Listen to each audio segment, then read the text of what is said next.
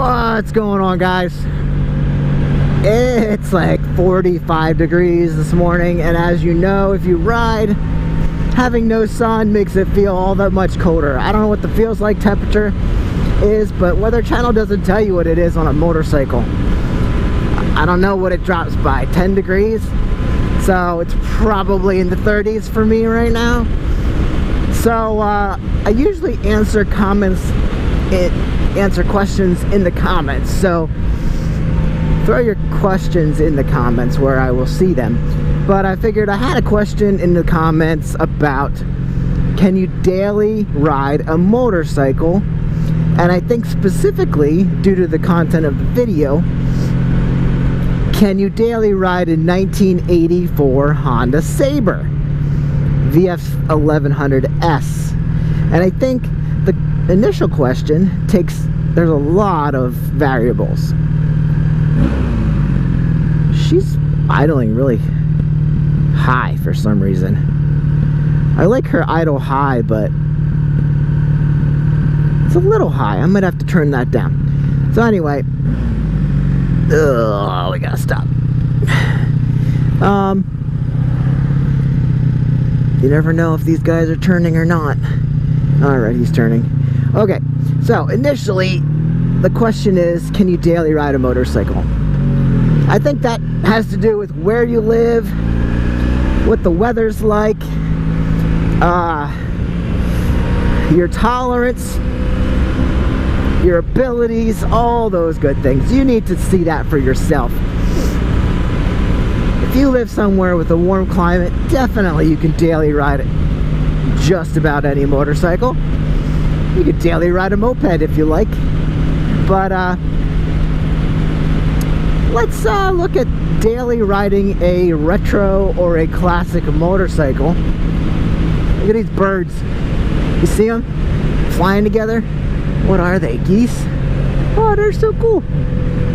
Don't get distracted. This guy, he went the other way. He's got a shortcut going. I don't know if you can see them. Look at that guy. He's pretty cool. Okay. Now I need to shift. Pay attention when you're riding a bike. Just freaking pay attention, please. Because you got to. Okay. Alright, I'm a little cold. I just realized that. My visor keeps steaming up, so it doesn't bother you guys, but it bothers me. But probably because I talk inside my helmet all the time. I'm hot-aired. Okay. So my pants are coming up, so pull those down. I am not wearing the proper footwear. I have sneakers on, and they're not very good on top. I just didn't prepare for this. I do have a leather coat on, so that's good. I have my leather gloves. So they're cutting through the wind, no problem. I need some neck protection because it is chilly out here. And so if I was wearing my proper footwear, proper everything else, I'd probably be fine. So that aside, yes, you can ride in all weather. Like I said in the last video, rain is kind of a pain. I don't love that. I don't have rain specific gear. I could dress for it better. Cool. But I don't know. So anyway, let's go to the classic motorcycles. So 1984, this is what? 84, 94, 04, 14, 24. This is a 40-year-old bike right here. Happy birthday, buddy. You're 40 years old. We should celebrate. No, we are, by riding you. The biggest thing I find is maintenance. Guys, when you have an old bike like this, unless you've owned it all its life, you don't know what's been done. And does it have new fuel lines? Is there a chance that those are old and brittle? Yes. Is there a chance that those are going to need replaced? Yes. There are little plastic tubes between each carbs that run gasoline back and forth. And there's little O-rings on the end of those tubes. So the tubes can get brittle, the O-rings can get brittle, and then you got to take your carbs apart because gas starts leaking out. So there's that. there are seals in the gas line, in the carburetors, and just all that stuff can get old and baked from heat, from sun, from wet and dry.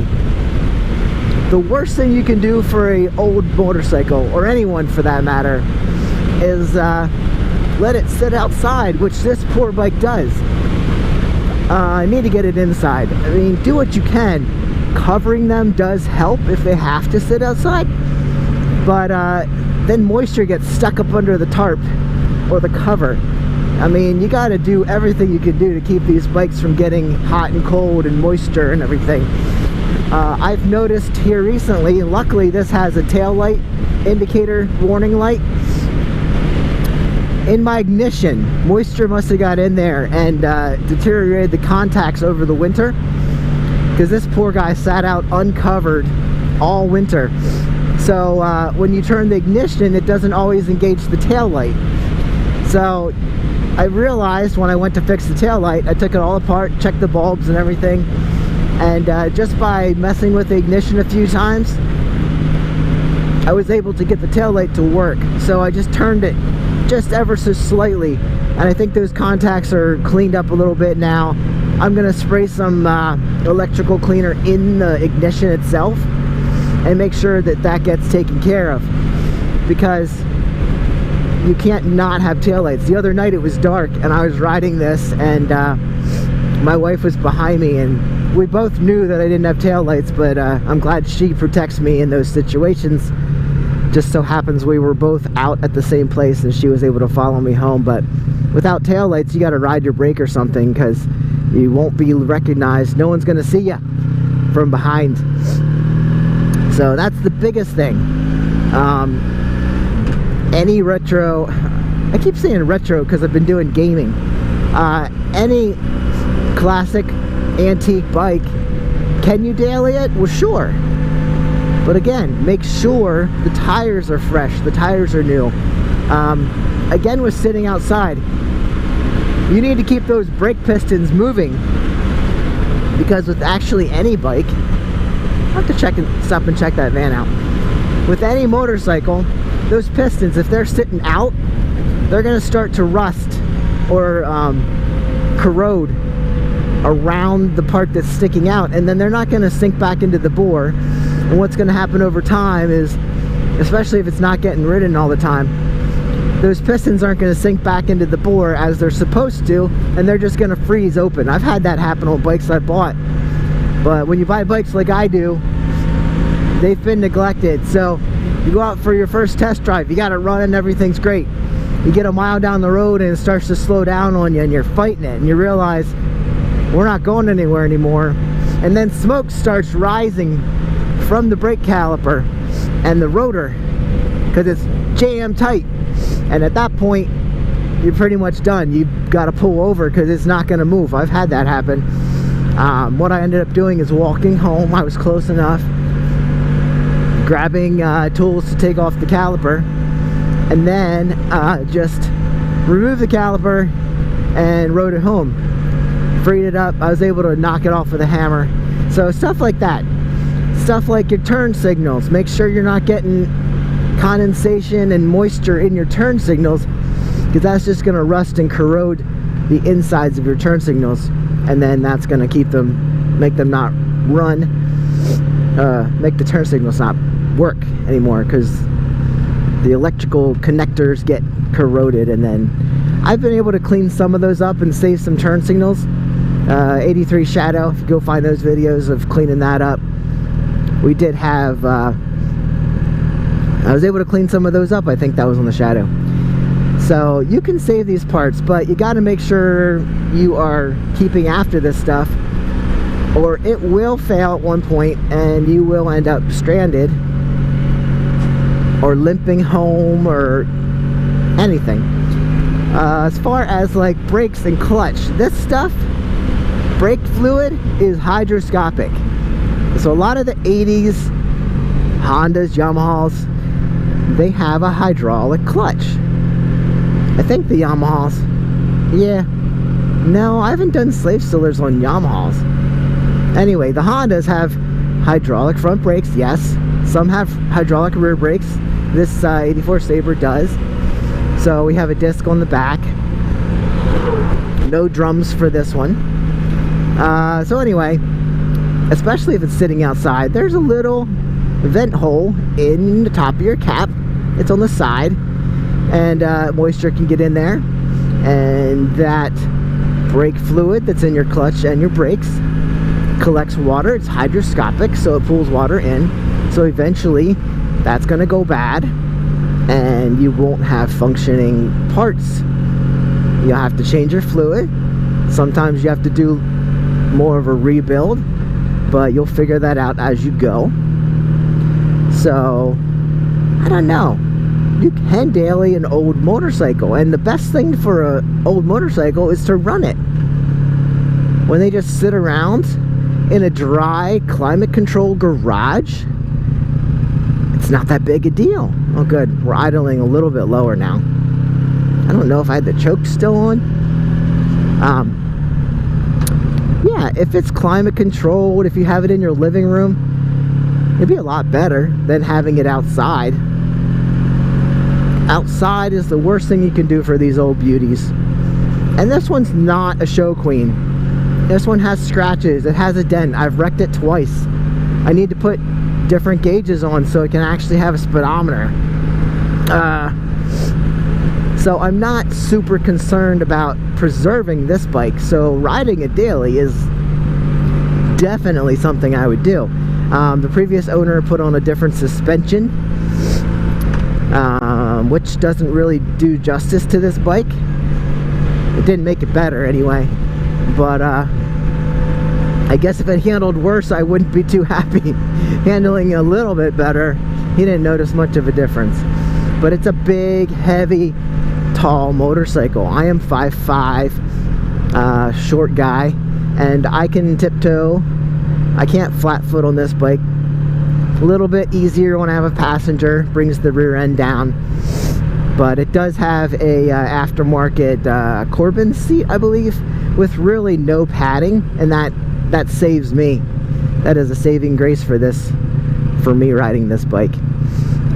So anyway, I don't know. The Sabres have a clock on them, so they do drain power. I don't know why the clock's always on. I guess it needs power to keep the time, so it never goes off. So you always drain a little bit of power, so you really have to keep a trickle charger on this. So again, that being outside isn't the best. You should have them inside. Here comes a Porsche. We are not going anywhere today. I'm sorry, guys. At least I'm talking to you, right? That's fun. Okay, well, yeah, so short answer is yes. You can daily ride a motorcycle.